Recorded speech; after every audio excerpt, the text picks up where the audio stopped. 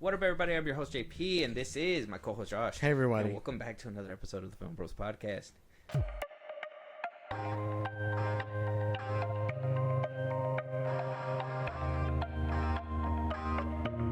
All right, Josh. So, clearly, there's some things a brewing with James Gunn over there. Of course. We have some...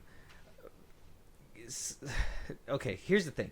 You know as well as I know. I do. James Gunn, he has a tendency to lie. He lies about quite a bit of stuff. He has a tendency. He likes to not just. I don't think it's a white lie. I think it's more of a. He likes to move.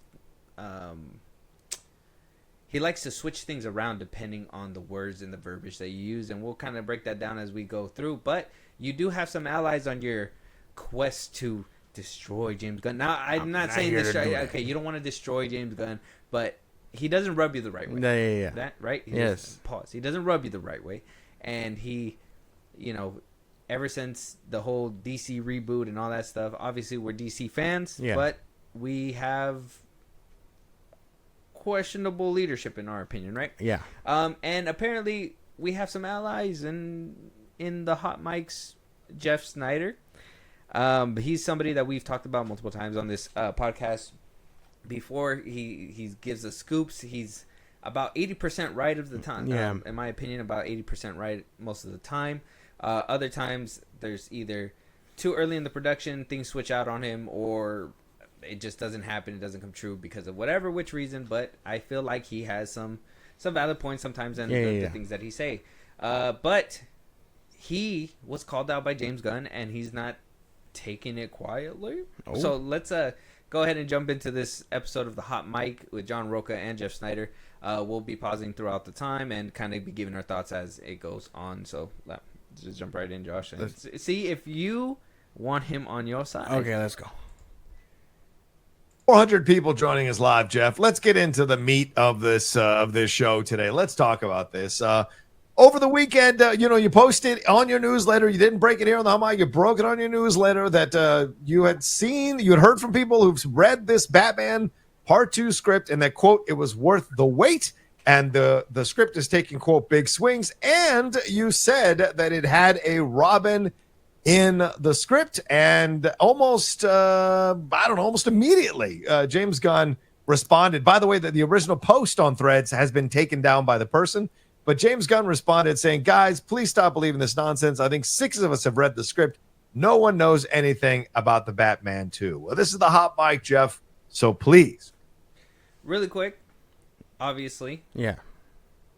There's a little bit of white lies there. A little bit, right? Just to kind of look at it, he's, obviously nobody knows anything about the Batman 2. Yeah. When he said that about Superman, clearly everybody knew. Yeah. And then somebody blew the lid off it with the leaks and stuff. Yeah. So let's see what Jeff has to say.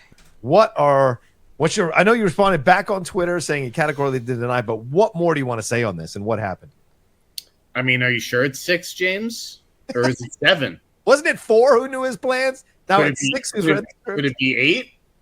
I mean, that's the thing. This is what I love about these people who say, "Oh, these people don't know anything." If they know, it's just a guess. Like, yeah. Listen, I know who my source is. I know my source has been right about a whole bunch of stories that have been confirmed this week. Yeah.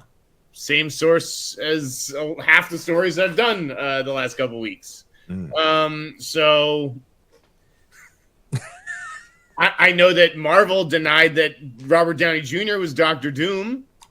I remember that. I know that these people deny things that are true all the time.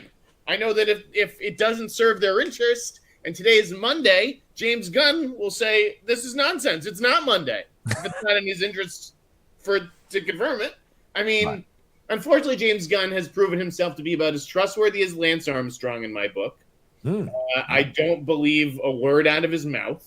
Yeah. I don't care either way. I mean, first of all, how many people were like, oh, it's probably not Robin. It's probably Dick Grayson or, who it could just be a technicality that he's denying. I felt like the denial, part of it was just like, don't believe any nonsense.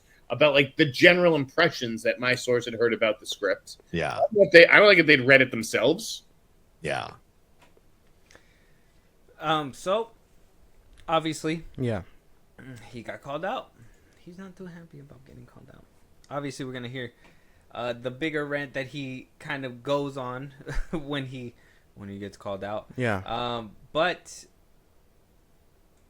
for the most part, like I said, he moves things on technicalities, right? He's not. There has to be, for Brave and the Bold, James Gunn's Batman, for Brave and the Bold, he's looking at a Damian Wayne where, some people were like, well, what if Matt Reeves isn't doing Damian Wayne? What Yeah. if he's doing Dick Grayson and all that stuff? Which Technicality stuff. Yeah. So he can be like, well, I never said who was going to be Robin. yeah, and I didn't say whether my Batman was established. I think he even, in Creature Commandos, a lot of people were speculating how long Batman's run has been in Gotham because of Phosphorus. Yeah. Because of Phosphorus's backstory. And he came onto Threads and basically debunked his own show. Basically was like, you can't trust Phosphorus's sense of time. Yeah. So we don't know how long Batman's been in Brave, Which is in the DC universe too. Which is kind of crazy because why would you? Okay, you said you spend time making the show and the characters and stuff. The Batman thing was clearly intentional for you to be like, he's been doing this for a while, but then you're gonna come out and be like, well, that character is crazy, and we wrote him that way. So you're telling me I can't believe, was Batman even there? Did he get his paws punched in by someone else and he's just saying it's Batman? Like, that doesn't make any sense to me. I'm assuming, off of what we've been told, that Brave and the Bold is definitely going to be an established thing. If Matt Reeves is a precursor to that and they are working together, Dick Grayson can be Nightwing. We could see his origins, and then he could be Nightwing. And then during Brave and the Bold, if they end up teaming together, we can get Damian. Off screen, Robert Pattinson has been getting some Ra's al Ghul. Not Raz. Talia Talia's- al Ghul. Sorry. now Raz al Ghul Boozy. Not Razzie al Ghul's in it. He ain't clapping Rage al Ghul cheeks. He's like, oh, right. The Lazarus pit. Your Lazarus pit is toxic. Oh my god. This is disgusting, bro. Batman, stop. It's James Gunn's universe. You never know. Yeah, that could probably happen, huh? Obviously, they kind of have a point, and scoopers are not 100% right. We know that, and obviously, a lot of people like to be like, well, the scooping game has been hurting Hollywood for years now, or whatever, and it's like, not really. Mostly just for Hollywood, like Marvel movies and stuff like that, because you don't get leaks for. Maybe when I would think Avatar would have had script leaks by now, right? That is a vault. That thing is a vault. But that's what I'm saying. Like, if the movies are made by committee, you're gonna have more mouths and you have more leaks. Yeah. So as movies are, the Marvel and all that stuff, they have more of a committee. James Gunn likes to be like, well, I'm a one-man machine. I'm doing everything by myself with Peter Safran. But like how they said, is it 4 people, James? Because that 4 turned to 6, that 6 turned to 8, 8 turned to 10. So you're getting a committee for yourself too. Yeah. Which his source seems to be among them. Yeah, and Jeff Snyder will kind of let you know, is going to kind of let you know what happens when you kind of rub some of these committee people the wrong way. Okay. So. Script. Instead, it's don't believe not this guy's nonsense or whatever the fuck it was. Yeah, it was. Come on Twitter and say to my face, bro, you're fucking hiding behind Blue Sky and Threads and all these bullshit B-list fucking platforms. Come on Twitter and be a big man. Well, but Really quick right there. Yeah. I just got to be honest. A grown man saying to come say to my face on Twitter is crazy. Keep it on the keyboards. Yeah, keep it on the keyboard warrior, whatever. Back in the days, it was like, let's meet up somewhere and squabble. Yeah. Now it's say it on Twitter so I can say something back. No caps, please. Yeah. Exclamation mark. I need to feel the passion, James. And is if there's essentially no what it's saying. if you don't at me, it ain't for me. Yeah. what it is that it's about playing to the crowd, and that's what he's doing, right? The fans who don't know any better, a lot of the fans who don't know any better, will side with him because James Gunn has done their Superman, and they're worshiping him. And in a way, it is like that, right? It is a very Trumpian MAGA type. No, I'm not saying people are MAGA. I'm not saying them. I'm just saying the devotion that they have, cult leader to cult member, whatever it may be. Like, it's that kind of thing. And so playing to the crowd is a standard tactic to do. Like, oh, like we've seen over the last few years, screw the critics. The fans speak the truth. The fans know what's up. The fans will tell you, it's all of that stuff. And you create division on purpose. And it's the same thing happening here. The last thing James wants is all his entire script to be leaked and all the story elements to be leaked. Which is 100% my intention, by the way. Yeah, right. More people, as 6 becomes 12, becomes 24, becomes 48. Right. Guess what? More people I know are going to have read that fucking script, and I'm going to fucking leak every goddamn fucking thing I hear about it because he's an asshole. Okay? Wow. Matt Reeves doesn't behave like this. No, Matt Reeves, I'm totally cool with. No beef with Matt Reeves at all. James Gunn, you want a fucking dance, bro? What can you do to me? You can't do fucking anything to me, whereas I can rip your fucking universe apart. So watch yourself, my friend. Well, I like this other comment underneath. It said, it's kind of strange that you contradicted Daniel RPK about Ultraman being a villain in the Superman movie, and in the end, he was in the Superman movie. And another blatant lie. Blatant lie. Mm-hmm. Jeff Snyder, a little heated for this, a little unhinged, but I guess he's on the right track. I don't know if debunking his whole universe is going to be a good thing, because at some point you got to have a cease and desist, right? Coming your way at some point. I mean, yeah, if you kind of announce it like this, I kind of assume you can be like, well, he has a vendetta towards yeah. He's clearly going to, rather than look toward his own people, James Gunn would not tighten anything up and be like, my ego says we can make him shut up. That's what I feel he'll do. And then Jeff Snyder will be like, he gave me a cease and desist. I'm not abiding by it. You can talk to my lawyers. It's freedom of the press. Like, I can see this being a thing. Jeff Snyder versus James Gunn? I would have never seen it. I never would have seen it coming either. I would say just put on the gloves at that point. I'd be like, what did he do to make him that mad? I say just put on the gloves. It'll be like grudge match. Yeah, let him duke it out real quick. Yeah. Winner gets Jennifer Holland. I was going to say winner gets to read the next couple of scripts or something. No, winner gets Jennifer Holland. I don't think anybody want her. By Jeff's post, I think he'll take it. Oh, okay. Never mind. I think he'll take whatever at this point. I think he's just like, whatever it is. Yeah. Used goods by James Gunn. Probably. Used goods is used goods. All right, let's listen to the last little part, and we'll start wrapping it up on this part and looking to what James Gunn calls the future of the DCU. That correctly. Right. Like, this shouldn't be like this is a fucking crazy thing to suggest. There's an angle you brought up that is fascinating too. Like, if Matt Reeves and James Gunn are still negotiating about whether Robin's going to appear in Batman Part 2 or not, or going to be in his universe, you kind of blew that up by mentioning that Robin is in the Matt Reeves script. So now if Robin doesn't show up or Robin does show up in James Gunn, there'll be questions about it overall, how this all went down. And if stuff gets leaked in some way, you'll find out what the truth is about the Robin stuff. So, yeah. It's high time that we get a good Robin on the screen. I don't know if James Gunn has some big master plan for Robin. I don't know what it is. I know he plays a big role in Brave and the Bold, but isn't that the Damian Wayne version? Yes, it's not the Dick Grayson version. These are things I've learned after being yelled at all weekend. So obviously, like we said, technicalities. They're two different universes. Obviously, we got to look for James Gunn's DCU Batman, which he dubbed it as the Brave and the Bold. Yeah. And we have Matt Reeves' universes, which is the Batman Part 2. Yeah. Obviously, there was speculation that, hey, is Matt Reeves merging with you? Because, he's taking along with the script. He's probably rewriting it to fit in your guy or whatever, blah, blah, blah. James Gunn repeatedly pours water on that, but at the same time, also lies about other things that supposedly are not supposed to happen in his universe or whatever, and blah blah blah. Yeah.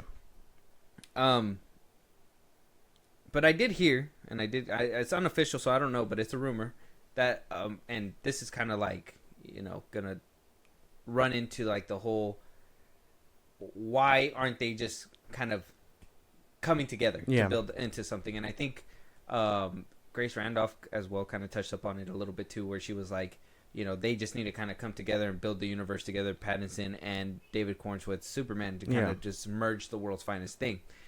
And in my head, I'm like, okay, Superman is going to streaming. Yeah.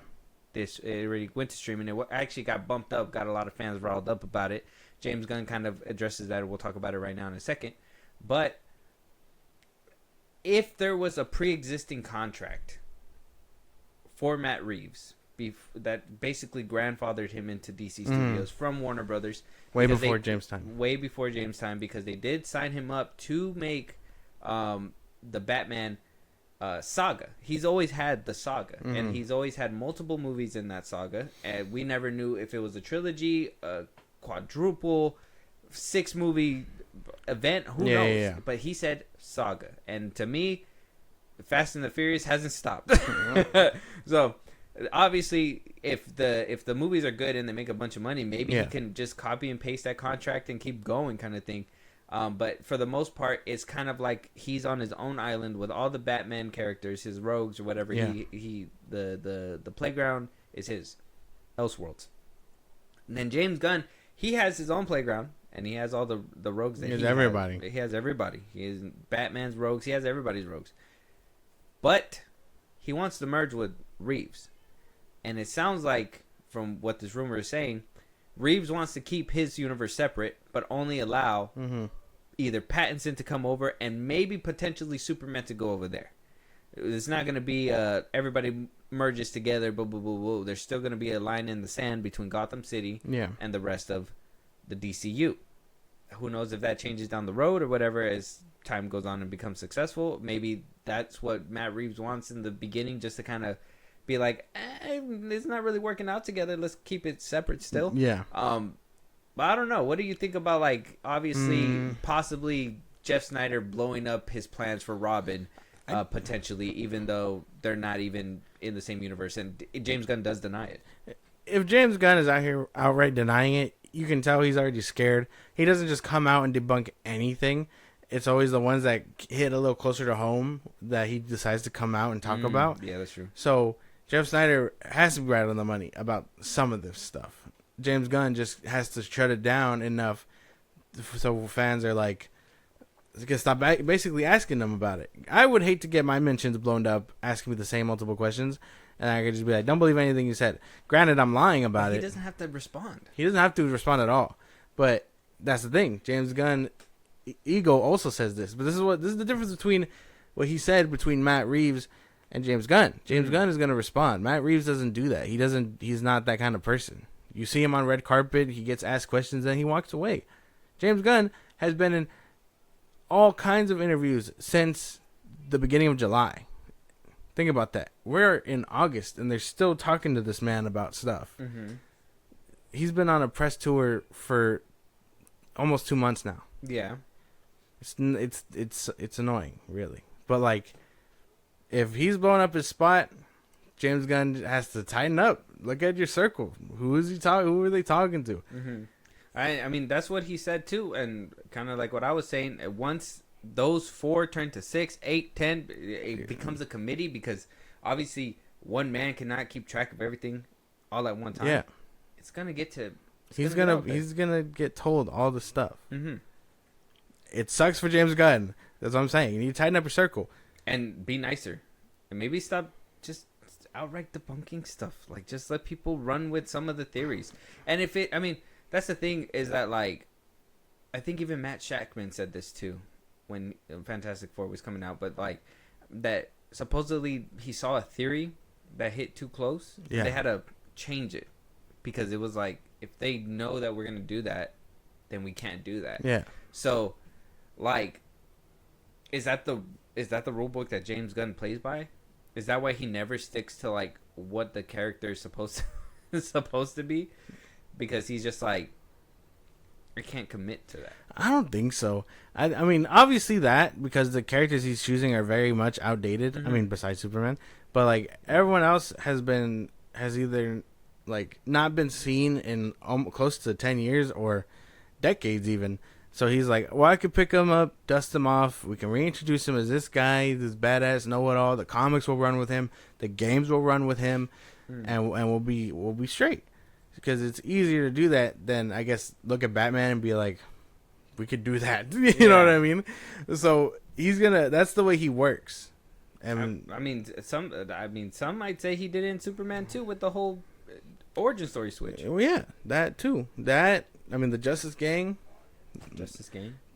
Sure, they're popular or whatever, but I mean, he didn't do anything with them. Did he do that only because the Justice Society was taken already? Not Probably. I don't know. It doesn't make sense. But I would say he needs to tighten up. That's all. He needs to look at it with who's within the circle and get them to spill what's going on, because they're supposed to be his friends. He's essentially hiring the people he's worked with at Marvel before. That's true. So if these are his friends, how is Jeff Snyder the same people that are telling him RDJ is Doom, the same people that are telling him Robin is in the Batman? Potentially. Jeff Snyder boinking somebody. Probably. He's like, hey, give me your information. Boink, boink. Boink, boink. Yeah. He's Jimmy Olsen. Oh. I guess. Old creepy Jimmy. I'm kidding. I'm a fan, Jeff. I'm a fan of the hot mic and John Roca and Jeff Snyder. Yeah. I think they're funny and they're good at their scooping game. So I mean, check out the rest of the episode if you guys want to. We got a little bit more stuff to touch on with James Gunn. Like I said, he did kind of talk about the fact that Superman had to come to streaming a little bit more earlier, not because of box office, apparently, even though it's barely going to cross like 600 million by the time this recording, or by the end of this weekend, projected to.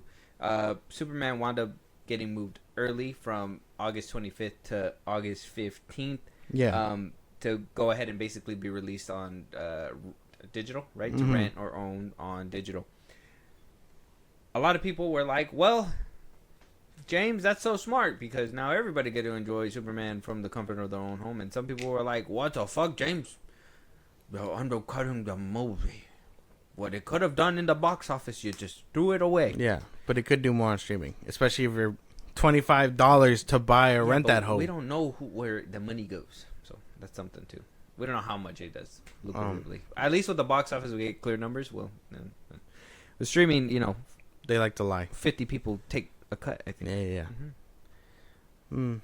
I don't know. Well, he says it's because of Peacemaker. He says it's because of Peacemaker, and his quote here says, it says, well, it's very complicated, but the truth is because of Peacemaker. I originally thought Peacemaker was going to come out next month. There was a lot of things beyond our control, so that Peacemaker is coming out now. And at the end of the day, I wanted everyone to be able to watch Superman who wanted to, and those people who couldn't go to the theater before Peacemaker. And that's really the reason for it. Sounds like Peacemaker has something in store. My theory is that we're going to actually see Superman's face this time around in season 2, and that's probably going to be like the big differentiator from season 1 to season 2. We'll probably see a reenactment of season 1 at the end of season 2, in my opinion. That's my theory. Bookmark this, because if I'm right, James Gunn, you're easy to fucking read. I think he has the talent of a fucking walrus. Anyways, I think that, he's very limited. I think Peacemaker, he found his niche. I think he found his go-to. Guardians of the Galaxy is too PG for him. Yeah. Even though he did good with that, I think it's just too PG. Peacemaker is where he thrives. I think that's honestly, I think, because I didn't see the full trailer. I saw the beginning, the announcement part of the new Peacemaker trailer. Yeah. Exactly what I thought. I was like, James Gunn likes this. He likes when he can get vulgar and he can do all these things.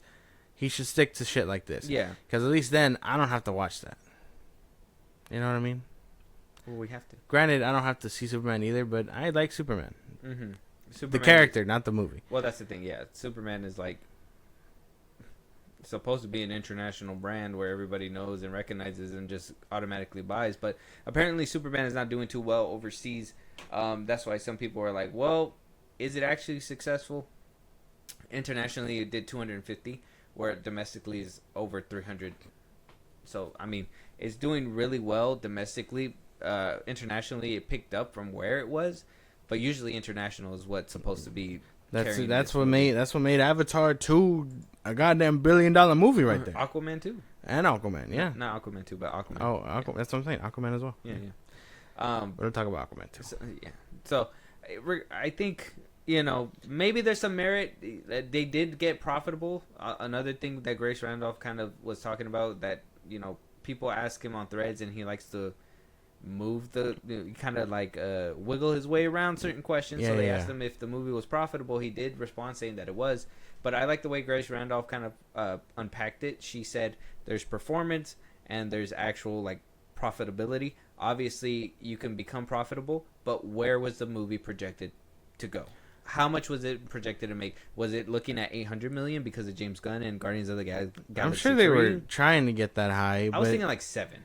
I think they would have been jumping for joy at 7. But I think if it inches to 6, that's where we kind of thought the break-even point was. Yeah. So 550 to 6. Maybe they're just happy and they're like, okay, just put it. We just take what we can and go. Which again, 45 minutes, 45 days in the theater isn't too bad. I mean, it made the money that it was supposed to make. I think at that point, he's trying to get ready for Peacemaker's rollout, which is probably why he's still in the tabloids talking to these people about whatever might happen in that season. Yeah. Too. So he's rolling it out, and I mean, it made its money. You can watch it again at home now. It's not like an MCU movie recently where it gets cut at the legs and then they release it. This one did its sword, and now he's like, you can watch it at home now. Womp womp. That shit's sad. Yeah. And James Gunn, obviously, that he's looking to the future. Obviously, he says Peacemaker is gonna be like the big needle to move whatever's gonna happen next within the DCU. Who would have thought? Who would have thought Peacemaker would have been like, oh, like, tune in. You want to see what's really going to shake the DCU to its core? Peacemaker season 2. Not a Batman, not a fucking Wonder Woman thing, not a Flash thing. Not even Lanterns, bro. Peacemaker. Mm-hmm. Such a B-list, C-list character that they're trying to hype up. You're not going to fucking industry plant me, James. It's not going to work. I see right through it. You're not going to give me Peacemaker season 1 and then all of a sudden all these comics are coming out. You make the movie. He's in Mortal Kombat 1. Like, no. I'm not drinking the Kool-Aid, motherfucker. He wants you to drink. I'm not drinking it. But he does say that he has, and I want you to listen to this word, the treatment done for his quote-unquote Superman saga. Okay. Sounds kind of familiar? Yeah. Sounds like someone else's saga. Down the river near Gotham, right? We obviously, like I said, to me, James Gunn has the talent of a walrus. So for him to dub the Superman saga, and there was the Batman saga first. Yeah. Also kind of comparing the fact that we had a whole rollout of like films, right? That he dubbed Gods and Monsters. We had The Authority, which is not going to be happening anytime soon. He admitted that it's hard to get it off the ground. Swamp Thing's at the very tail end. We don't know if that's going to be happening or not. Green Lanterns is happening. Waller, he spoke on it. Nothing's really coming up. Paradise Lost sounds like that's going to be turned into a movie and rushed forward for Wonder Woman. The trilogy is basically moved up to kind of, in my opinion, fix. The way that I could put it best is if Superman can't do that well, what are the chances of The Authority? What are the chances of these lower characters like succeeding? You have to have Batman, Wonder Woman, and you have to make them good in order to bring them in. And Zaslav did say the fourth pillar is Supergirl now. So if Supergirl is kind of like the first one there, and that could usher in the next two in the Trinity, that's a different way to kind of put it than doing like a BVS style where they kind of all show up at the dawn of justice. Yeah. Right? Even though I like it, but dawn of justice. So James Gunn had this to say about the Superman saga. Okay. He says, I've already finished the treatment for the next story in what I call the Superman saga. The treatment is done, which means a very, very worked out treatment. What the fuck? I'm working on that and hopefully going into production on that not too far away from today. We're scheduling it now. I'm totally done with the treatment. My treatments are incredibly intense. They're not regular treatments. Can I have a shot, please? They're 60-page treatments with My dialogue God. and everything. And so now I'm just turning that into a script. We're planning out when we're going to shoot that. It's going to be much sooner rather than later. My God. Take a shot every time it says treatment. Mm-hmm. What are your treatments, I don't bro? know, but he gives it a really good treatment. He's just patting himself on the back, bro. He's like, I wrote this badass I don't script. get 15 million from nothing. I'm getting 20 million for this. I did so good. I deserve a break. A real thorough treatment. This Yeah. I put it through the rigorous training regimen, and then it came out this. There was a picture of and a lot of people are kind of thinking that that's gonna be the next thing that happens, but of what looks to be a storyboard of Brainiac, Supergirl, Superman, and Crypto. I think I saw this together. Yeah.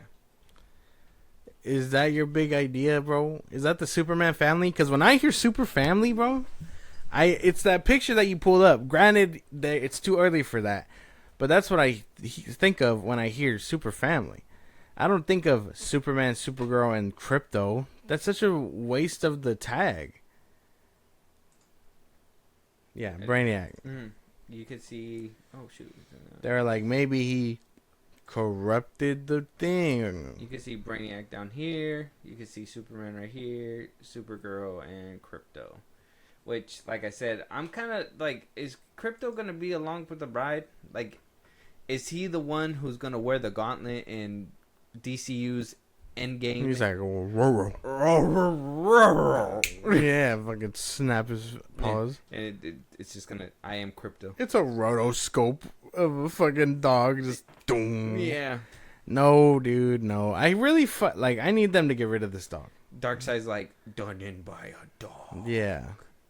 That damn dog. Yeah. Like, yeah. I would have gotten away with it too if it weren't for you meddling kids and your dumb dog. Yeah.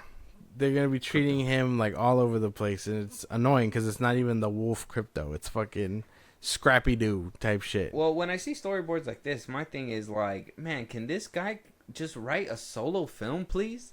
Can we just get a solo film from this man? No. Can we leave Crypto out? Can we leave Supergirl out? Can we get a singular storyline where we can follow this character from the beginning to the end, have the ups and downs, and be compelled by the end of the movie without having a fuzzy pet next to it to help us swallow it down? Can that happen? No. I think he's very formulaic. That's the thing. This is his thing. He looks at it and he goes, how can I fit in 2 more people, 3 more people that don't really do anything other than, get one cool action sequence? Yeah, which a lot of people are like the terrific one, and I'm just like, I mean, it's cool. That's all right. I thought that shit was I whack. I think there was that one where, like, I liked when Superman kicked Ultraman and squashed him and then flipped his shit over or whatever. But let's just be honest, Superman not having the best fight scene in his own movie gotta be a problem, right? It gotta be a problem. For sure. You can't, Definitely. You can't tell me that somebody else outshines you, and you can't even get me started on how many times Superman got saved in this fucking movie. Everybody saves him, and he barely does any saving except for a squirrel. The only time where he saves himself is when he blows into a black hole. Right. Which doesn't make any sense. Because he was holding the baby and he couldn't do shit. Mm-hmm. Oh, apparently he can't fly because he holds a baby. Apparently so. Whatever that means. I don't know. People say, oh, he was healing from the kryptonite. Didn't he just get nutted on by the sun? Yeah. Wasn't he fucking... And metamorphose hands himself? Yeah. He was like, hold on! And, He gave him, like, the sun and stuff. Mm-hmm. Oh, yeah. That whole third act, bro... was crazy. It's such a fucking mess. Superman getting kicked in the nuts is crazy. Superman... the fucking thing is kind of... like James Gunn can't write a solo thing, but he definitely has lost touch in a third act. I think The Guardians is the best and the only thing he's done out of recent where, I mean, I say recent, but that was probably like 10 years ago now when it came out. But like that first one had the magic touch, I feel. Like that's probably my favorite James Gunn thing. And that was the even first then, thing. I feel like it had that cop out where they did the dance off. Yeah. But he avoids the trolley train, the effect or whatever. He has Superman heal, which I thought he needed accelerated healing, but no, he could just do that shit overnight. And then he's strong enough to go up against the two people, and he doesn't go to the country to save them. He somehow sends Guy Gardner. Like that whole third act is a mess. I don't give a fuck how you shape it. Like it's crazy. Yeah, the Justice Gang saved him and also murdered one of the presidents of one of the countries. Whatever the fuck. Whatever the fuck his name was. And then like the engineer and Ultraman being able to whoop the shit out of him, and then all of a sudden not able to whoop the shit out of him. It's like, why though? We had the upper hand, and now we don't have the upper hand. Yeah. Where did you lose it? He just flew up. Yeah. Like, oh my god, he flies up and now he's indestructible. It's like, oh fuck. Yeah. Be very afraid of him when he travels at high Ultraman speed. do the same thing? Not without the mind control, I guess. The same mind control that he ditches halfway through the fight, and then he gets thrown into a black hole and left to die. Well, he's not dead yet. Yeah, but the intent was to kill that man. Totally can keep up with the commands of, like, how if Superman's throwing a left punch, how is Lex Luthor going to be able to say it quick enough? There's like a delay there. Yeah, there got to be a delay. There's no way, and then you would have. I mean, that would have to assume that Ultraman was stronger. So then, how did Superman get the upper hand?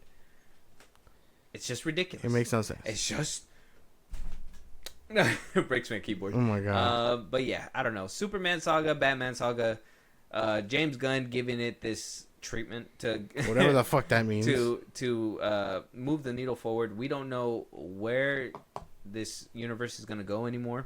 The numbers did not go as what I would think the projection would have been for Zaslav and company to kind of look forward to. But I'm happy at least that this regime knows that this is kind of like the growing pains to the universe, right?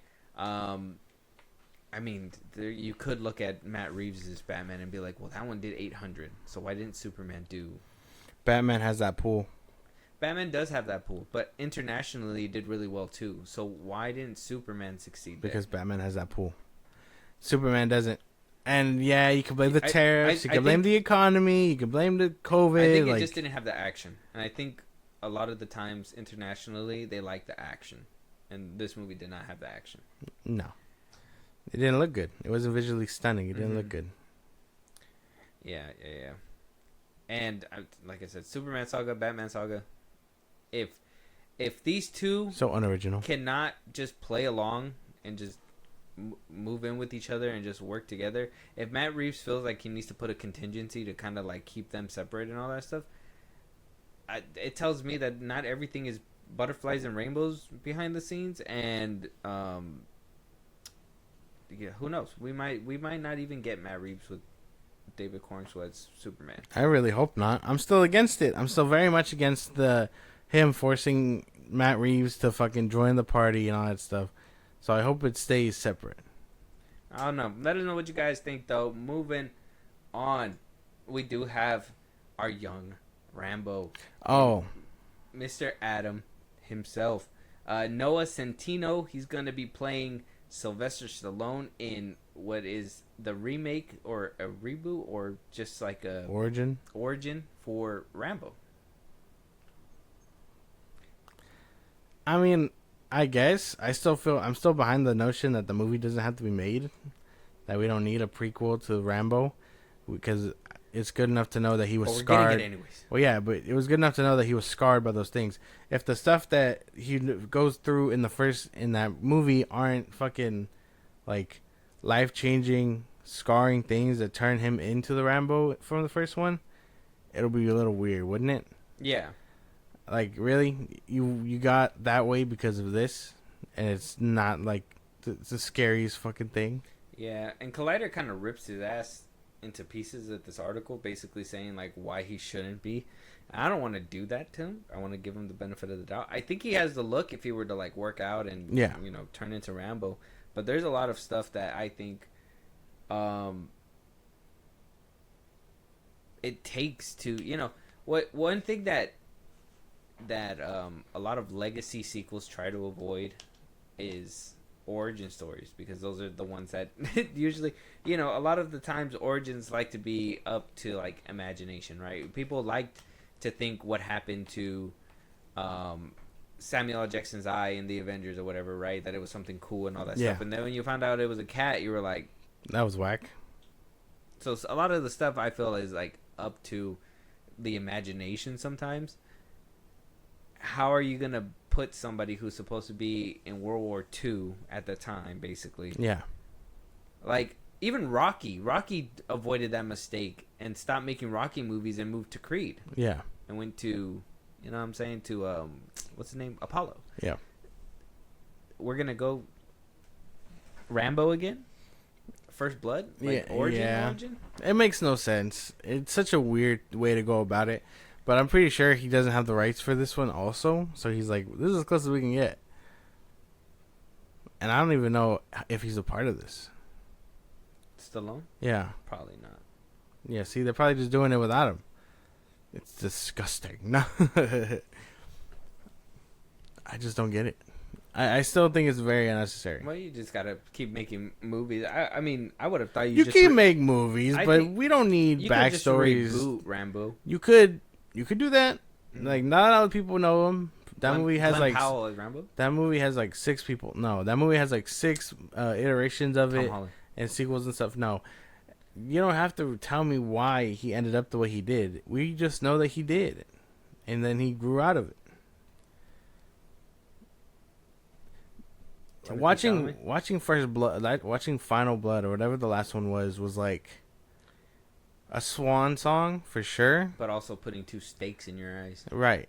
It was like watching fucking. It's like watching Mike Tyson fight. It's like watching 2 ugly swans just screeching. All right, man. I don't even. All right, man. But I think it's a lot of like, we don't need to see this. I mean, no. Thanks, Noah Centino, for your contribution, but I don't know if we need it. That's the thing. I need a trailer. I need a trailer too. I mean, like I said, he looks like he could play the part if he were to like bulk up, but I mean, will he be able to talk like Rambo? Oh yeah, he has to do the accent. Yeah. And you got to do like the lip and everything. Adrian, I'm afraid. Well, he don't talk like that. That's what he says. That's what he sounds like. Not in Rambo. Yeah. Not in Rambo. He sounds a little bit more Americanized. Not I'm pretty sure. Let me see. The first Rambo. Rambo 1. Let's see. Where's one that he talks and it's not a bunch of explosions all the damn time? Right there. It's over. Nothing is over. Nothing. You just don't turn it off. It wasn't my war. You asked me, I didn't ask you. It's. See, he has like a distinct voice. Even like, I mean, it's a lot worse now that he's older, but.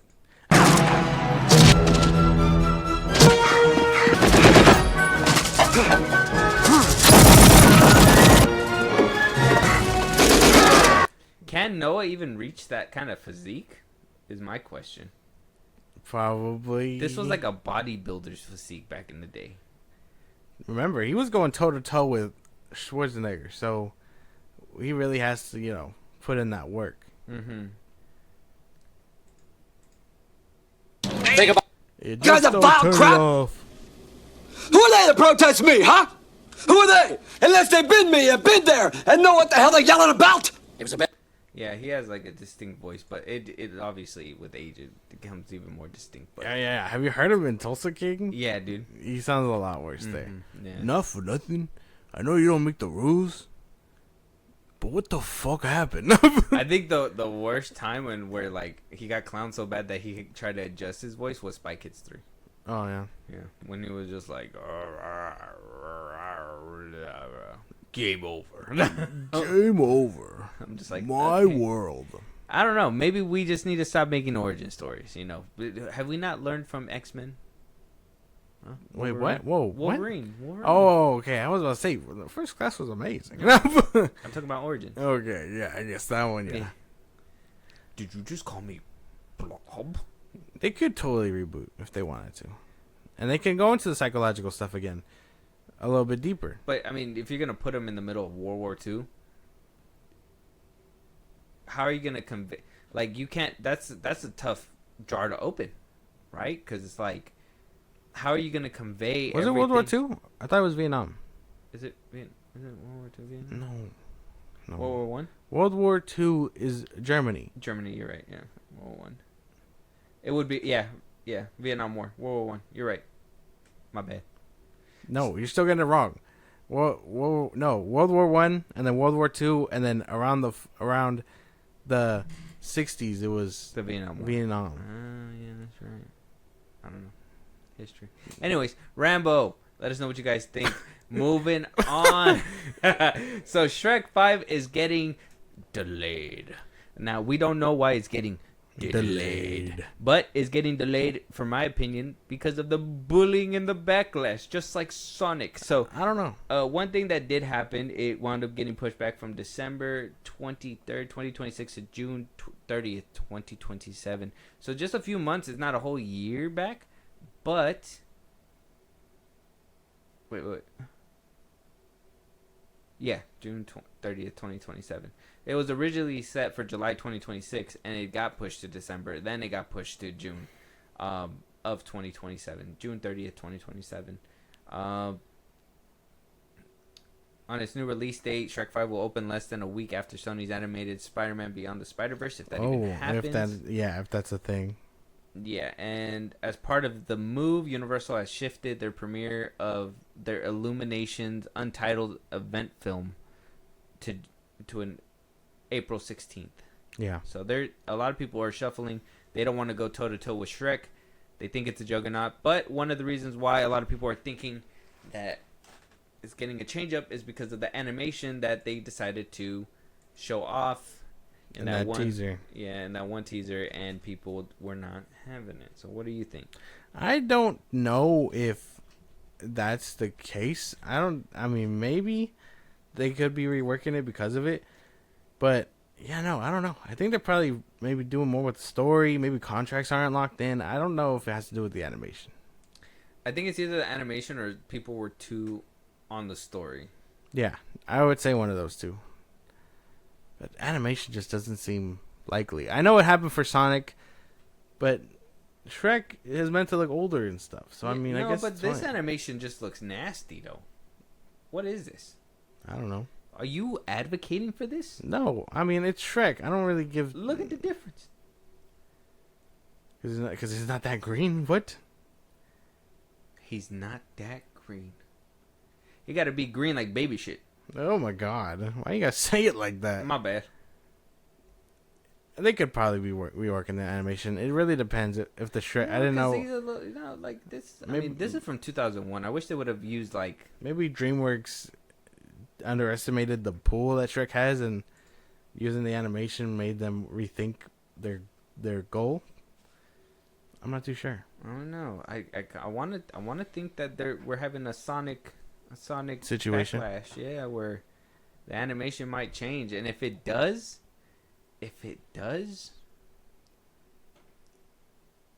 on my own tangent, I gotta hold out hope for the Snyderverse to come back. Oh holy my fuck, God. dude! If we do it twice to a studio, we could do it 3 times, 4 times, 5 times. It just depends on the persistence.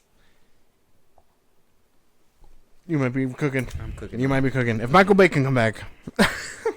I am cooking. Let us know what you guys think. Shrek 5 has been delayed, so if you were expecting it to release sometime in 2026, too bad. You'll get it in 2027, around the time, the treatment for the Superman sequel comes out. Whatever. Moving on. Pirates of the Caribbean producer says that he spoke to Johnny Depp about coming back as Jack Sparrow, but Johnny Depp says that he will only come back if the script is right. Let's go. If the part is written and if it's right, he would do it. We're almost there. Where are the alpacas? Pay him his alpacas. Give him his alpacas. He said he would come back for the right story and the right amount of money and alpacas. You know, I'm still kind of morally wavy on this one because and the part of me is like he should just turn around and say fuck him. But at the same time, I want Jack Sparrow. I need him back. Watching the movies recently, I was like, damn, he needs to just come back. So if it's him and it's the gang back together and they're doing shenanigans in Tortuga and in Davy Jones' ship, which is technically William Turner's ship, I'm down for this. Give it to me. Expeditiously. It's been a long time, though. It has. Maybe he has his own little Jack Sparrow running around. It's been a long time. Because them and Paramount are kind of doing what I think kind of the same thing. Because Paramount's, we're going to talk about Paramount a little bit. They have kind of a few things happening over there. But they're also trying to bring back their original Star Trek cast. And that one from the Kelvin timeline, which the last one premiered back in 2016. We're in 2025. They're trying to bring that cast back. Same thing with Johnny Depp. I mean, I understand what the hiccup was the trial. It wasn't his fault. Getting fired. No, I know that. But we've been so distant from Johnny Depp and, his iteration of, the pirate. Yeah. That it's like, can we just recast them? Can we move on? No. Me personally, I don't want to. I'm not advocating for it, but I'm just saying, like, for younger audiences, for people that aren't me, I'm thinking. I don't know. I don't think so. Because, I mean, I lived through all these. So a recasting to me would be bad, but it's kind of like one of those things where seeing Michael Keaton come back as Batman, and he's just older. Like, you don't see him for a long time, and you just see him reprise the role, and they're just old and come back. Like, I don't want to see Johnny Depp like that, too. No. He looks good. Have you not seen his commercials? He still looks good. I don't know. Amber Heard took a toll on this man. Chopped his pinky a little bit. It's not his fault, though. See? It was Amber Heard. She shitted in his bed. Yeah, she did him dirty. She said it was the dog. So, I don't know. I'm kind of down for the renaissance of where we're at in what the potential of Hollywood could look like. Pirate Six back with the original cast. The Star Trek movies that you were talking about. Michael Bay Transformers. Scary Movie 6 getting the people back. Oh, yeah. Now that you're bringing that up, yes, that is also on here, too. Regina Hall and Anna Faris coming back. I'm down. I'm down for all of it. It's like the renaissance. It's like you're living my 2000s. That's what I'm saying. The renaissance. Yeah, so let us know what you guys think. Should Johnny Depp come back? Obviously, we are having Regina Hall, like I said, and Anna Faris return. The Wayans brothers are restarting as a reboot, I guess. How do you restart a reboot for a franchise that was parody movies? Who knows? Well, yeah, you got to think about it. Like, Regina Hall's character died multiple times. Yeah. Like, Cindy, this bitch is messing up my floor. Yeah, like, she died in the third one. I'm pretty sure she died in the second one. Yeah, she did. She's like, help me, Brenda. Help me. He's like, he's going to get me. Yeah, it would have just been you if you would have just shut the fuck up. Oh my god, I gotta rewatch those movies again. I haven't seen. Shorty died in the first one, and they brought him back. He got his brain removed in the second one. Yeah, so like, you don't have to reboot. We've seen Alvin and the Chipmunks manager in a wheelchair doing a headspin. Yeah, I mean, these movies, anything is possible. I think I saw the weed plant roll. One of the Wayans. If I can see Kevin Hart in it again, that'd be funny. That'd be crazy. Yeah, they could actually bring him in. Ice Cube can be a part of it too. Get some redemption for that god awful movie he put out. All right, man. Leave it. Don't. We're not doing that. We don't do. Leave that. his son out of it. Yeah. Get the hell out of there. That's what he said. Let us know what you guys think, though. Obviously, we're getting a return to the early 2000s, mid 2000s, 2010s. Apparently, we are going back in time. I don't know if it's a good thing. I think it's a good thing. Yeah? I'm down. Hollywood knows what's up. Let us know what you guys think. Moving on, Wednesday creators, they're coming back with a new animated film. It doesn't sound like it's new and connected to the Netflix show with Jenna Ortega, and it doesn't sound like it's connected to the other Addams Family movies that were released previously, and these ones came out back in like I think the first one came out 2018, the second one came out like in 2020 or 2021. where Wednesday looked like an alien. Yeah, it's called Addams Family, and then the other one I think it's the Addams Family 2 or something like that. They they had their own animated one, and now it seems like they're redoing it again. I mean, the Addams Family is like a staple, but like we already got Wednesday on Netflix. Yeah, now we're getting another animated one. Like how many more? This thing is lucrative, but it can't be that lucrative. I wouldn't have thought so. I don't know. Maybe it could be cool. As long as the animation is definitely better than the last, I'm down. I guess it's fine. Oh yeah, the Addams Family, this one, right? Yeah, where Wednesday has like a blooded up head. Yeah, like stuff. a weird head. Yeah. Weird. I thought they were funny. The animation choice is just what bugged me. Like I didn't like their character models. I think it was part of Illumination too. Oh, see, there you go. That's the problem. Oh, you think so? Because of like how kid friendly it is. Mm-hmm.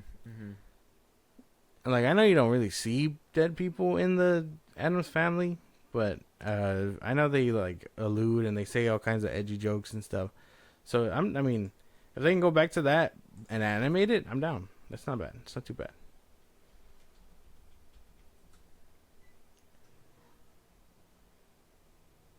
Oh no, MGM did this one. Oh yeah, Universal, distributed by Universal. So I mean, it wasn't Illumination, but MGM did it. So this one, it seems to be created by the Netflix creators, and is getting a theatrical release. So the same creators are making a new animated movie, but it's not a continuation of the old animated movies, and it's also not connected to the Wednesday Netflix special. But it is the creators of the Netflix show. Interesting. Okay. Now there's the other part of Hollywood where I can't stand it. Reboot after reboot after reboot, and just kind of like giving you a bunch of things in different flavors, right? Maybe they were just like, well, Wednesday is for like teenagers to adults, and we need an animated one to recapture that. So they're gonna make it more like a Wednesday eccentric animated film. Maybe, I don't know. I always thought Wednesday was always like the main one, anyways. Yeah, and she usually is in Addams Family and Addams Family Values. I think they should do another one like that. Like get silly, lean into the jokes of the edginess that the first two had, and live action. I think that'd be cool. They should get back to that. I feel like they did that with the animated movies too, but I mean, it's just they weren't. I mean, I think one of them came out, like I said, around COVID and stuff like that, so it wasn't gonna be a box office hit or nothing like that. But I mean, this is the confusing part. You got to really shuffle around with these ones. Yeah. Let us know what you guys think, though. This is. I mean, I'm excited for more Addams Family stuff, but I mean, not that excited. If we're being honest, I mean, how exciting is Wednesday really? Let's be real. I only saw the first season. If anything, we should only be getting any of this stuff like around October. Like they should be releasing Wednesday in October. They should be releasing the Addams Family in October. That's when they, and literally, I'm telling you, the only time that those movies are shown is on October, and it's literally only 2 live action ones. Nobody cares about the animated stuff. That's true. Not a good chunk of the time. The animated stuff has to be really good, like the Spider-Verse movies. Yeah. Let us know what you guys think. Moving on, Homelander, he's done for. And one of the things that I cannot get behind is the same sentiment that Grace Randolph is kind of putting on Twitter here, where she says they better not kill Homelander. Well, Anthony Starr gave us an update and a lengthy speech that feels like literally like a goodbye. Like he's probably gonna die. My thing is, why are we putting a goodbye letter before the season comes out? Like, yeah, we know that this is probably gonna be the final season. Anthony Starr is probably not gonna be around or whatever. I personally think he should die. I think he should have died. He should have died in the 3rd season, in my opinion. Soldier Boy should have done him in. But they carried on, and even though, like I said, I think he's a good character. They should have probably left this as a surprise and not have given us any kind of should have been like played with like, oh, maybe he could survive or whatever. Obviously, it was gonna piss people off, but imagine the relief when he actually did die. Like finally. Mm-hmm. I don't know. I mean, I didn't read it. I'm assuming it's just same thing that Chris Hemsworth did, where it just like says like thank you, it was an honor to play the role and all that stuff, but that he's not leaving. Like that's what I imagined it was. If I'm wrong and it definitely says it was cool, goodbye, whatever, then I'm down for that too. Honestly, I think I'm tired of the boys in general, because VOT Rising is also supposed to be coming out, and they gave out the pictures of what Jensen Ackles is gonna look like and stuff, and I do not care about this universe anymore. You're done. I think if it would have went the natural way with season 3 and with like Soldier Boy and stuff like that, it would have naturally kept people interested. But same thing with like what Invincible's doing. It just keeps dragging out. Don't get me wrong, we want to see everything in the comic books or whatever, but there's some things you could speed that shit up. Yeah, there's some things you could tweak. We could get to the good stuff. We can, don't get me wrong, exposition and whatnot, but if you're making spin-offs, there has to be enough material for you to do that. And if those spin-offs aren't even surviving and you're barely making ends meet with the material that you have right now, it's like, well, I mean, we don't need all that stuff. We gotta, clean it up a little bit. Cut the edges. Like, the whole boys thing goes like this. Oi, Homelander, I don't like you. Where's my wife, you cunt? She's right here. I have a kid. Huey, we've got to kill Homelander. He has me boy. Season 2 is like, well, we can't kill him. Stormfront's a Nazi. Whatever. The third one, you're a disappointment. Oi, let's team up. Scorched earth, right? And that's what he says to Homelander. He uses V, he gets the powers. A lot of it is like the boys trying to get the upper hand. Homelander's there. They can't seem to corner him because Homelander is Homelander. And just when you think Homelander's reached his edge, he gets to a new top tier. Like, it's annoying, and I was over it. And I think also what doesn't help is the long wait between seasons. I just think season 3 blew it for a lot of people. The cop-outs that happened in that season. They should have had him in that one room when Soldier Boy and everybody were jumping him. Yeah. Soldier Boy, whatever. And then at the end when Homegirl was helping too, they should have had him there too. But they did cop-outs, and I think it rubbed people the wrong way. I think Soldier Boy should have beat his ass, killed him then, and then if the boy is still conflicted or whatever and doesn't want to go with Butcher, Soldier Boy's right there. Well, either which way, why would he be conflicted at that point? And it would have been like a good arc where it's like you could be the superhero that your father wasn't. You know what I'm saying? Like you could be Homelander 2.0, the better version, the one that knows better or whatever. And the first thing that we have to do is get you strong enough to take Soldier Boy out, because now he's going to be running amok. And that could have built up to a big thing where Butcher could have started getting a heart and everything and blah, blah, blah, blah. And then one of these days he could have had an arc where he goes. And then it's up to the kid to lead the show. Like, it would have naturally progressed that way. Like, I could see, like, a good arc and a good, like, storyline going from stuff like that. And they just completely said, fuck that. We still want Anthony Starr as Homelander. He's our biggest draw. He does good. Mm-hmm. Like, we got a killer role for him in season 4. That and the sex jokes, they're killing it for me. They killed it. I'm after season 5, I'm done. I think Soldier Boy could have been at least a 2 to 3 season villain. He could have been the wrap up. Yeah, he could have been like, go to season 6, and if you guys can find another compelling villain or something like that, that would have been cool. But either that, or it could have been like happily ever after. Everybody, all the bad bloodline basically got wiped out. That and not enough of the boys' characters like dying. That's true too. Like, Frenchie should have probably bit the dust. Like, as much as like Kamiko and she can't die, to spice things up a little bit, Frenchie should have had to go. Yeah. Mother's Milk, trying to leave the life behind and then being dragged in, could have taught Butcher a lesson. He could have died there. Huey, lose an arm or something drastic. You know what I mean? True. But no, like you're not doing anything interesting with them. It's just cop outs. Yeah. Mm-hmm. Yeah, the girl that explodes heads died first before everybody else. So, I mean, I don't know. And she was the one that everybody was like, well, she can destroy Homelander. And it's like, it didn't even happen. That's what I'm saying. Like, everybody that can destroy him, they kind of just get destroyed themselves. And it's like, what a cop-out. That was fucking whack. What a cop-out. So, I mean, should he die?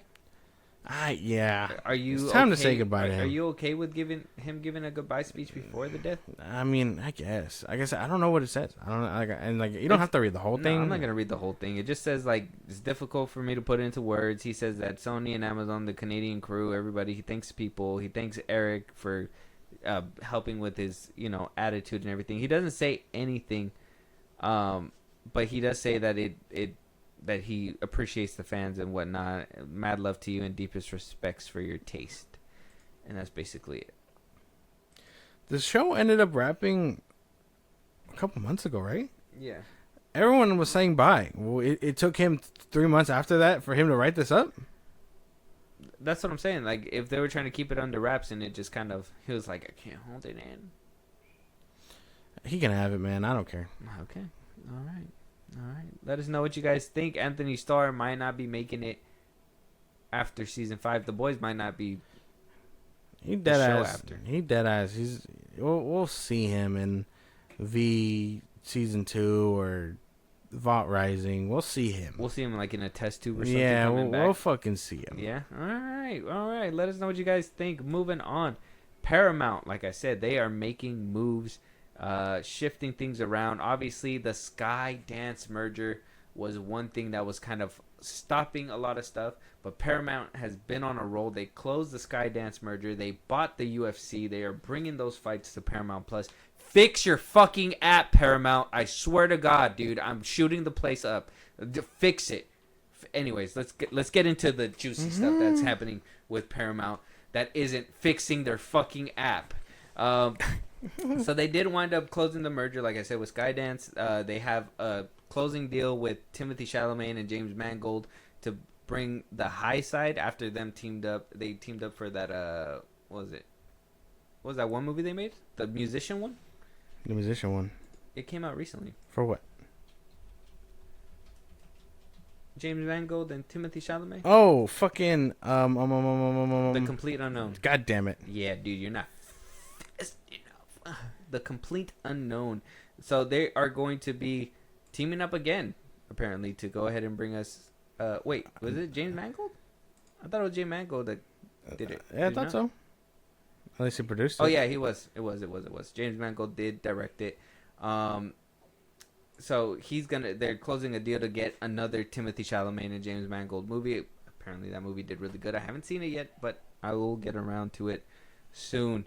So that's going on right now. Obviously, we did talk about Michael Bay and Paramount coming back together. Apparently, a script is due for this upcoming week, and we're going to hear some things about that this week that we'll be able to talk about for our next episode. So Let's go. good things. Fingers are crossed for Michael Bay returning to the Transformers franchise. Then we move down to where they make a very big point to say Tom Cruise is a box office draw. They don't want to mention the last two Mission Impossible movies, but they do say that Top Gun Maverick 3 is no doubt on the very top of their list. It is a priority now, and they are moving on. So moving on to that property itself, that IP. So they are going to be making a Top Gun Maverick 3. They're like, hey, we know he do good work. These last two ain't shit.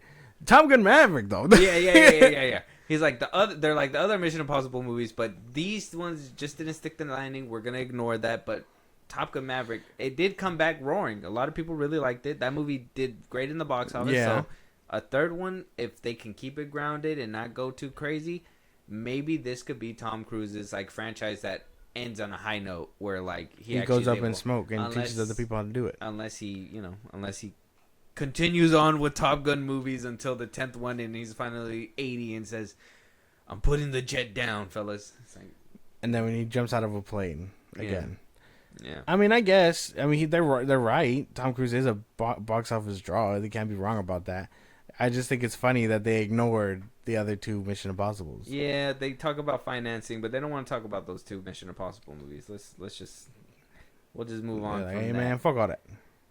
Then, last but not least, high priority for a Skydance-owned property that now Paramount will be taking on is Star Trek. They will be making a sequel to Star Trek the Kelvin universe, the one where Chris Pine, Let's go. all them, they should be coming back. That's right. This is the issue that I kind of brought up with Jack Sparrow. They've been years since we've seen them on screen. Are they still relevant to the Star Trek fan base? Are they relevant to general audiences who actually ate these movies up? I think a lot of people like the first one. Second one was kind of rocky because it got a little too Trekky, but I think the third one really hit that sweet spot again for a lot of people. So they have one of those as a priority, and they also have another film under Paramount developing with brand new actors that is under the direction of Toby Haynes, who is saying that he is basically taking inspiration from Tony Gilroy, from what they did with Andor and whatnot, and also Simon Kingberg, who is also going to be doing the treatment for Star Wars. He is also taking inspiration from Tony Gilroy. So these people are kind of in the same boat, working in different sections, but they are taking inspiration from, in my opinion, one of the GOATs. So are we getting a new direction for Star Trek in general? We got new characters, old characters returning for a separate movie, new characters returning for a new movie. I mean, this is a lot of information. This sounds amazing. I was talking to a couple of friends about these movies because me and CJ were in the middle of watching them. Okay. And I was like, those movies are honestly the best way to introduce someone to the franchise because they are not tied outside of Spock, like old Spock, and that's it. You know what I mean? Mm-hmm. Everything else is brand new. It's innovative. The action's great. It has actors that are relevant. Mm-hmm. Like, it's not trying to harp on Picard and Charles. I mean, the fucking Jon Stewart. Mm-hmm. So like, it's a good way to step into it. Yes, are they too old? Sure, but will I be there day one? Yeah, I thought they were great. So I think what Star Trek does need, because they have been doing a lot of TV. They did Picard again. Yeah, they have Picard. A new show on Paramount Plus where they're Discovery. That one. So I think to take notes from Star Wars, and not even like the saga itself, but the shows that, I mean, award nominated show like that already, like taking inspiration from that and the world and the space and the way to go about it is smart. You know what I mean? Their franchise has been dormant. They haven't had a movie. They've only been doing TV shows, which, I mean, sure, Star Trek may be built for TV, but you can build it for the movies. You just have to reimagine everything. Yeah. Is that going to piss off long fans? Sure. But if you can capture it and at the same time bring those people back and introduce this franchise to new people, that's the issue that they encountered. The first one I thought was really successful because of that reason. It was able to be a refreshing take for old and new people to kind of be introduced, but not completely harp on the old stuff to the point where you can't introduce new people to it, right? Yeah. And then they try to overcorrect by making it very Star Trek-y with the second one. And I mean, if you're into the world already from the first one, you're going to be into the second one. But if you're kind of like, I liked the little bit of not too much Star Trek, you're going to be kind of mixed up with the second one. And I think, like I said, that third one, though it just doesn't capture that lightning in the bottle that the first one did. The third one does kind of get you close to that point, that middle ground again, where you're like, okay, fresh, new, but also, Trekkie stuff. Yeah, and like that was the last time that they were on the big screen. They've been doing TV ever since. Yeah, basically. So I mean, I think taking notes from the people that, like I said, like Andor is a perfect place to do it. Take inspiration, make a good movie, and you will have all the fans clamoring at it. And it's gonna be tough. It is gonna be tough because they might go through the scrutiny that the sequel trilogy did, where it's like, what are we doing? You know, they don't even have to bring back old actors. Like, I'm not saying we have to see Jon Stewart, rest in peace, Spock. You know what I mean? Like, I'm not saying we have to see them, but people are gonna clamor for references or something from them. When they say the Kelvin timeline, I'm assuming it's just Chris Pine and all them. Like obviously Chris Pine, Zachary. No, that's right. But you're saying there's going to be two different movies. The second one's going to be with new actors. That's what I'm saying. Yeah. That one is the lightning in the trying to relight the franchise to be movie theater. With like Picard and all that stuff. No, they're both going to be in the movie theaters, though. That's the thing. So I don't understand if maybe the new one's going to start on streaming, or if it's going to be like how I'm saying, the Kelvin timeline, because the first one is supposed to be a a branch off of the original Star Trek movies, which that ran through the 60s, 70s, or 80s. I don't remember the era that they were running, but there was a whole bunch of Star Trek movies. So the Kelvin timeline is supposed to branch off that and start a whole new timeline. I don't know if they're making another one where it's supposed to, Elseworlds or whatever, where it's supposed to be the same timeline, or is that branching off from a different timeline, and they're going to be coexisting, and then eventually merge. If they're smart, they'll coexist. They'll try and stay away because who knows how long Chris Pine and everyone else is going to want to do them. Chris Hemsworth was at one point supposed to come back. Like, they were supposed to do a time thing again. Oh, I was about to say, he went up and smoked.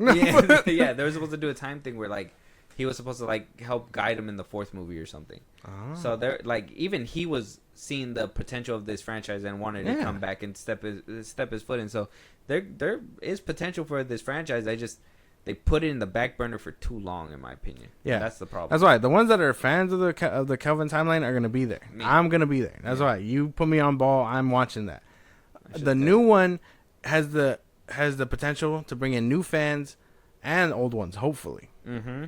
And reignite the franchise to be movie worthy. If they do the thing where, like, it's passing a baton, and maybe because we started with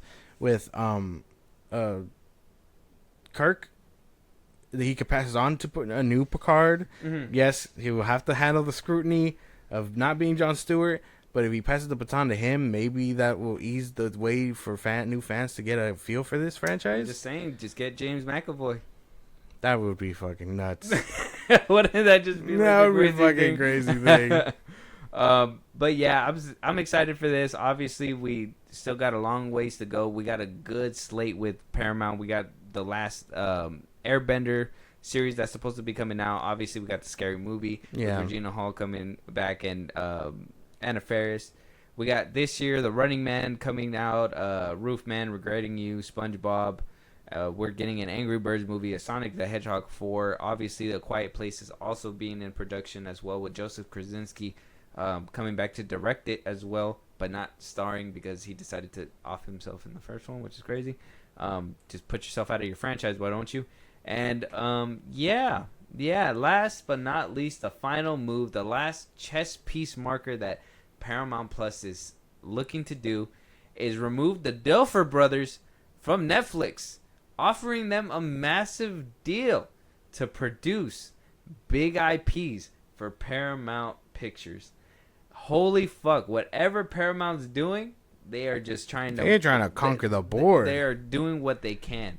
The Duffer Brothers, obviously we know them as the Stranger Things people. They've ran the series up until 5 seasons now. They're closing that chapter in their book.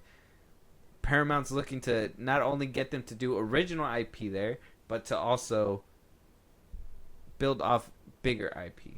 Imagine the Duffer Brothers taking on Transformers or something. Dang.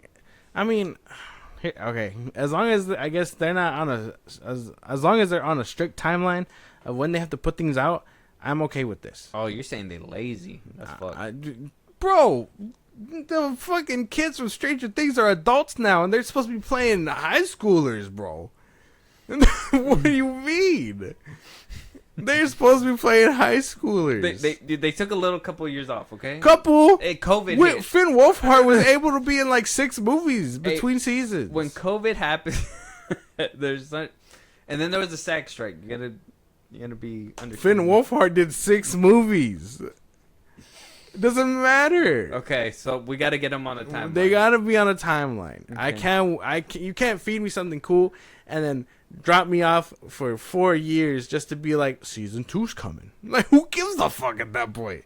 I'm on to something else.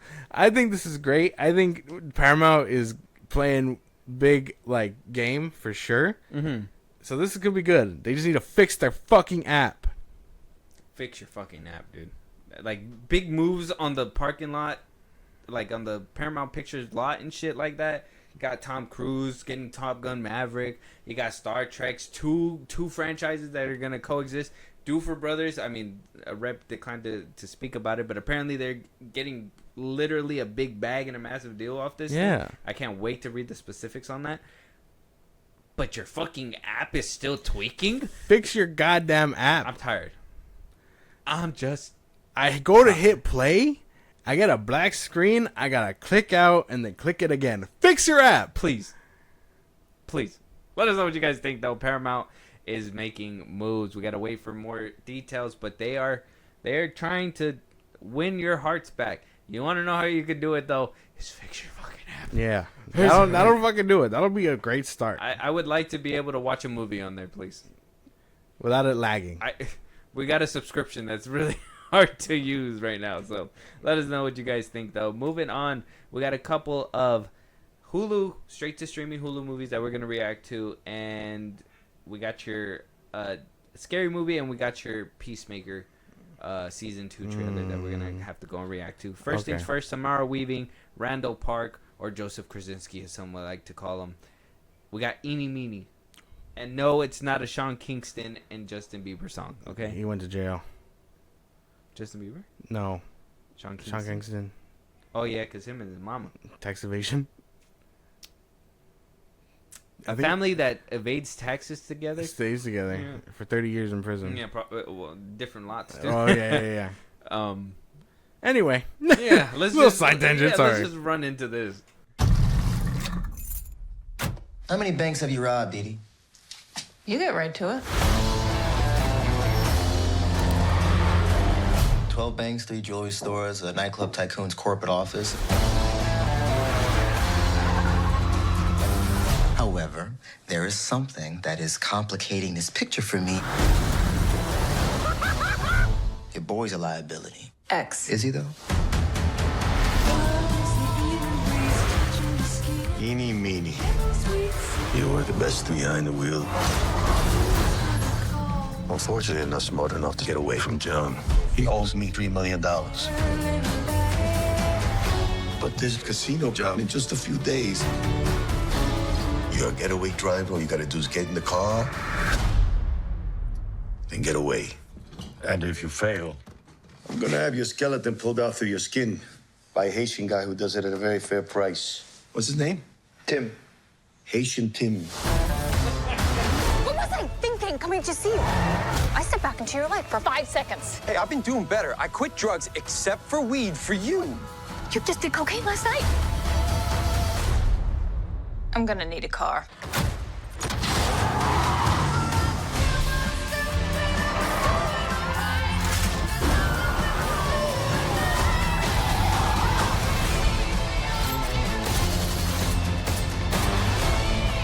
A man should know when he's cooked. Looking like Jack Skeleton and shit. I regret every second I walked back into your life. We love each other. We're a family. A family doesn't rob a casino.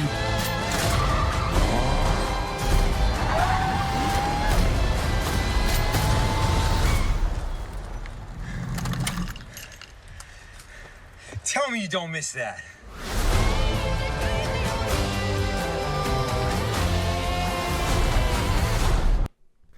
That looks really good. It looks good. Hulu That's Baby Driver. putting... woman Baby Driver. Woman Baby But Driver. I'm always there for Samara Weaving, so Yeah. you be kind. That's right what I'm now. saying. All right. I'm there because it looks good. But it feels like Baby Driver.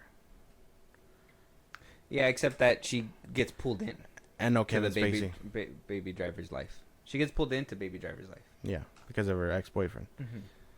Mm-hmm. Not bad. I like it. This looks good. I'm down for this. Me too. I'm really excited for that. I like Samara Weaving. She's... Every time you put her on screen, just give me more. Yeah, she's great. Please and thank you. Let us know what you guys think. And let me know if you think she was wasted in Scream 6. Oh my god. Anyways, yeah, we're going to move on. We're moving on, okay? Chill. I just needed to say it, okay? So we got Lily James. This is also a Hulu movie that is going to go straight to streaming. That's another thing I wanted to ask you before we move on, though. The last one, did that one look movie theater worthy? I felt like it looked movie theater worthy. It had that same weird vibe that all streaming movies give off, where like the background is just non-existent. Other than that, it's fine. Okay. Because I would have probably paid money to see Samara Weaving on screen, too. But I kind of feel like she hasn't been utilized for the silver screen as well as she should have been. Yeah, she needs to get a good agent. Yeah. The funny thing, I was gonna mention it. Marshawn Lynch showing up in every other movie is crazy. What's up with that? What's up with him just like showing up? A boy know when he's cooked. And To me, it started like in Brooklyn Nine-Nine and just yeah, my pico de gallo. Oh my God, you got it like that. I love it. I gotta rewatch that show. I gotta rewatch it. Okay, moving on. We got Swiped. Okay, Lily James, Dan Stevens, Mahala Harold, Jackson White. I don't know these people's names. Maybe we'll know their faces. I think I know Lily James. Oh, okay. I think I'll recognize her, but that's about it. It's called Swiped, though. All right, let's check it out. Maybe I should stop being shocked by success after the past few months we've had. It's pretty all-consuming. You know, we're together all the time. It's a big family. You know, families can get messy, right?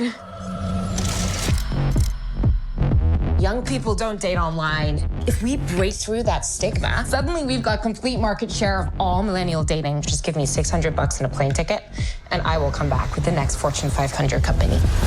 With Tinder, I'm swiping right. How do I download it? I want to see this. Oh my God.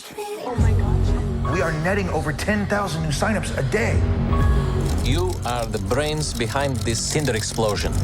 I just want 1 million users. There's an article about how pervasive the dick pics are. They report and nothing happens. These chicks are just reporting guys who reject them. You do not really mean that. Yeah, I mean, we need to be practical, not emotional. I built Tinder with them. If they can just delete me, it's like they've done nothing wrong. You say anything, they can sue. Do not take the bait. What is this big secret project you are developing? We need to change the rules of online dating. Fight for what you've built. My name's Whitney Wolf, and I'm starting a revolution.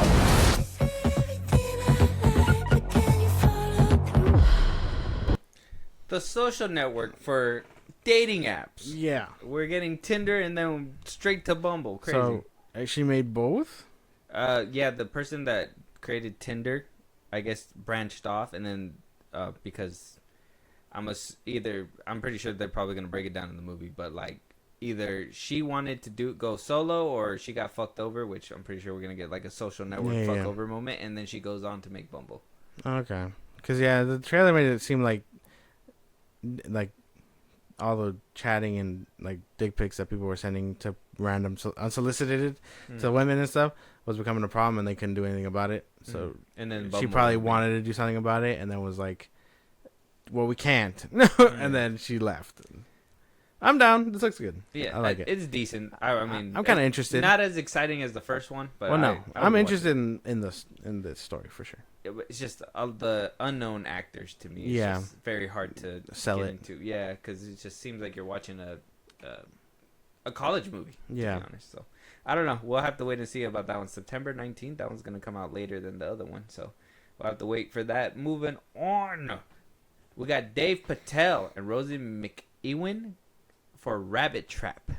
Dave Patel, obviously, he made The Monkey. The Monkey Man. He was the Monkey Man. He was backed up by Jordan Peele himself. Yeah. So I mean, I'm excited for this horror take. Rabbit Trap. Yeah. Let's get it.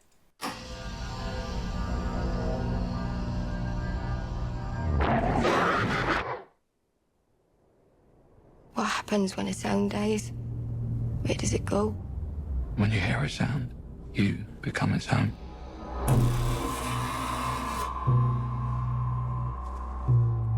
With your eyes, you enter the world.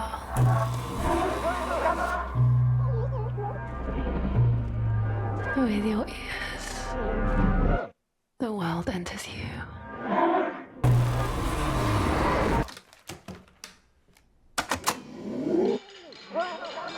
Charles, what is this? Sounds like a spell. It's sublime.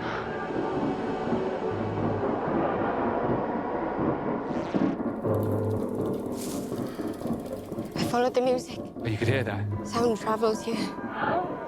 He thinks you're cool. Thinks I'm cool. Do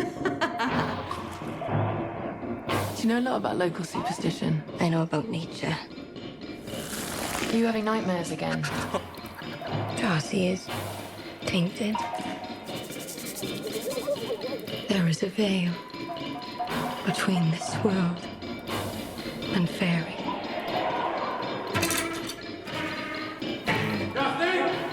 There are things I haven't told you.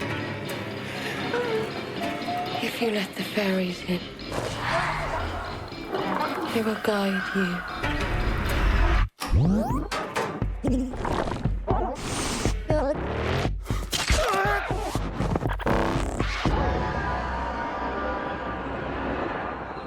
You're not scared of me, are you?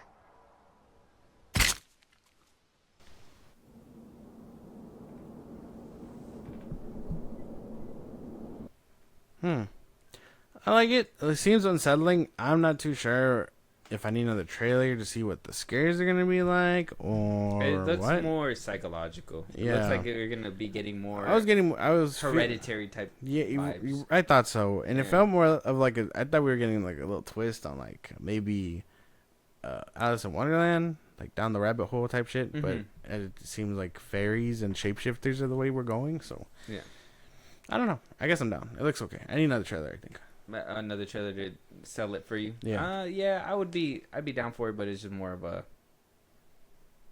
It just hits me like Hereditary. Like I'm always down for those movies. And Dave Patel, I just don't know the other woman or the kid, but it just seems like at the same time, they were trying to oversell the eeriness, and that's to me like that. When you try to oversell it, Yeah, you're covering problems. Yeah, exactly. So we'll have to wait and see when it comes to that one. Josh, last but not least. Here we go. We are here. Yeah, here we go. We are here to what we've been waiting for this whole time. What you've been waiting for. James Gunn's next installment to the DC universe that is basically going to crack the bitch wide open and show us where we're going to go to next. We got the first official trailer. Yeah. With James Gunn and John Cena right here in the front. Yeah. You excited? Yay. Yeah, bro. Yeah. I'm excited. Let's I go. know you're happy. Let's get into it. Come on. Here we go. John, what are they about to watch? You're about to see You got to think of who you're speaking to. we're about to enjoy The motherfucking Peacemaker Season 2. Red Band trailer. That's so right. we can say fuck. We can say it all we want. Yeah, but does it mean anything here? Should they watch it in the trailer? Aren't the fucks more powerful in the trailer? They're really powerful here, too. And 1, 2, 3. Everybody watch the fucking Peacemaker Season 2 trailer. I'm like, okay, that Yeah, off man. rip, I gotta say something. That gotta be a little bit of like a boner killer right there. Like, there's no way you're just gonna like. That just seemed like too much. Like an old man just like, I could say fuck. Bro, we know what he's been on. He was so excited to get Chris Pratt to say it in the MCU, bro. We know that this is his thing. Like, I wonder if he giggles when he's able to do it. He's like, oh, fuck. I get to say fuck. Let's go. What's all this? I had some people over. Oh, I see. You have a party. You don't even invite me. You don't even seem that into sex. I'm into sex because, like a lot of people, it's an opportunity to bond with my best friend. That's not like a lot of people. We need to find Peacemaker. And like Lex Luthor, he's in possession of some kind of dimensional portal. I don't think you understand how important this is to the world. Hey. Morning. Fuck you then, you crypt keeper looking bitch.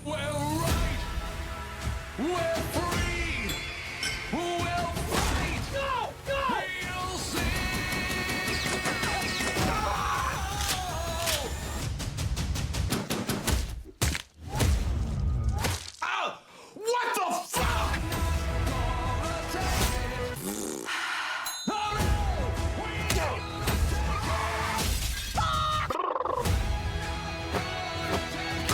All doesn't want it.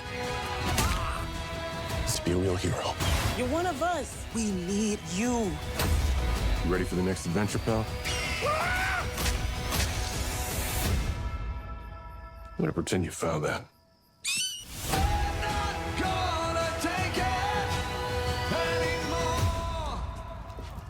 Fuck off!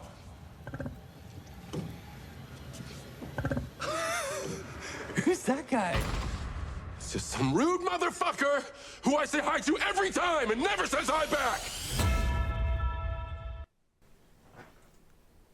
Like I said, I think James Gunn found his niche, and he's sitting with it. I like the trailer. I think if he were to make multiple seasons of Peacemaker with John Cena, I am 100% down. Even the goofy stuff in between, because that's what he's good at. This is what he's. Unfortunately, this is his. What is it? It's called his one trick pony. Oh, yeah. This is his pony, and he's doing his trick. This is where he could just let loose and not worry about anybody telling him anything. It looks fine. It's just some rude motherfucker who doesn't say hi when I say hi back. Yeah, I don't know. I mean, it looks fine. I'm still in it for the aspects of which I am, which is Rick Flag, and hopefully him kicking the shit out of Peacemaker. Okay. Oh, for what happened in Quarter Maltese. Yeah. But other than that, I mean, I'm not behind anything else. Like, I don't really give a fuck about the multiverse stuff. Like, I'm pretty sure all that's going to tie into the grander scheme of things. So maybe that could be another thing that could be cool. But until I know what it is what it is. They're going to turn him into an anti-hero? They literally mentioned Lex Luthor. They really are hitting hell. Oh, they did say Lex Luthor. They said that he has another, like, time, or what is it? Pocket Dimension. I was going to say something else. Don't say that. He really said, like, they really are hammering at home that this takes place after the fucking... They said like a month after Superman. the events of Superman or something, right? And then like we did see his cameo in Superman. Yeah. So I mean, is this the interconnectivity we're looking for? Sure. I guess. I mean, we're talking about multiple projects. Yeah, I guess, yeah. It just doesn't feel as organic as it used to, but that's okay. Yeah. So, when does the premiere start?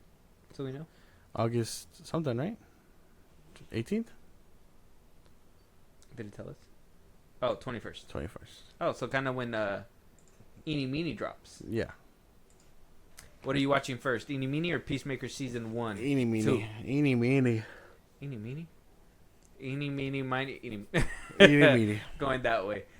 Check out Season 2, the trailer. It's out right now. I've seen some of the reviews. They're kind of high regarded. Apparently, James Gunn said nobody's getting the 6th, 7th, or 8th episode because that has a bunch of spoilers and a lot of things that are going to be talked about. Yeah, basically moving the DCU forward. So we'll have to wait to see what happens. I'm still holding out saying that Corn Sweat is probably going to show up. Yeah. Like I said, I think they're going to probably redo the Season 1 ending, and that's how he's going to become canon, where it's like, that's the Justice League or something. It's going to be him. Imagine it's just Corn Sweat now that's visible, and then everybody else is blacked out. That'd be so dumb. That'd be so funny. Is it Pattinson's Batman? We're never gonna know. We'll find out. Let us know what you guys think, though. With that being said, that's gonna be our last topic. Any topics that we should be talking about? Any movies you want us to review? TV shows like Peacemaker. You want Josh to sit down and watch it? Let us know.